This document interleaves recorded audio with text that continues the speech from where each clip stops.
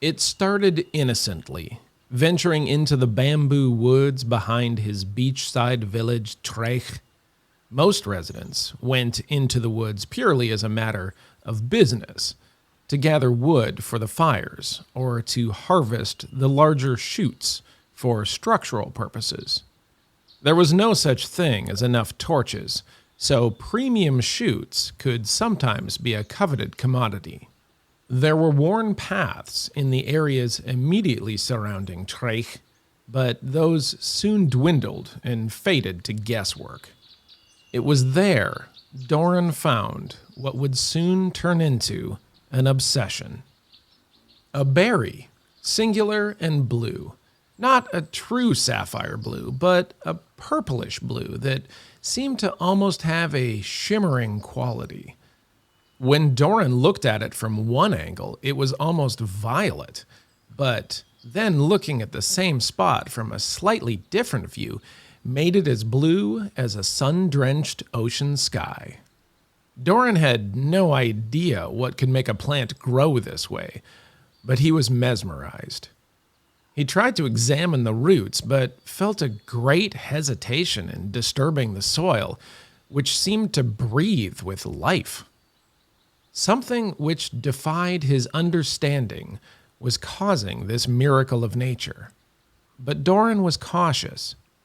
Maybe a Dunyer dwarf would shove his hand into the dirt and root out the mystery, but not a Nakua.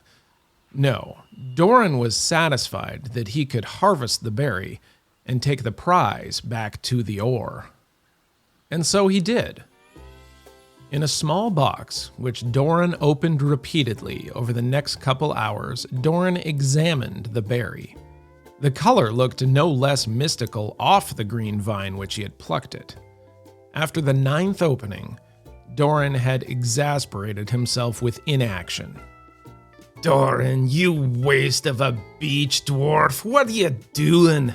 You're a bartender and a brewer, and you've come across the strangest looking berry you've ever seen. Stop wasting time and do what you do.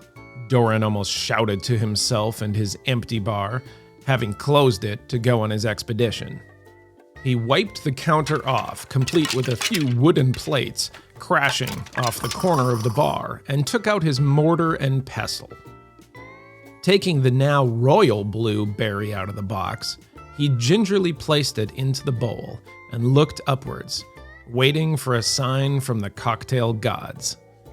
After enough time that he was sure he'd been spared from smiting, he smashed down with the pestle.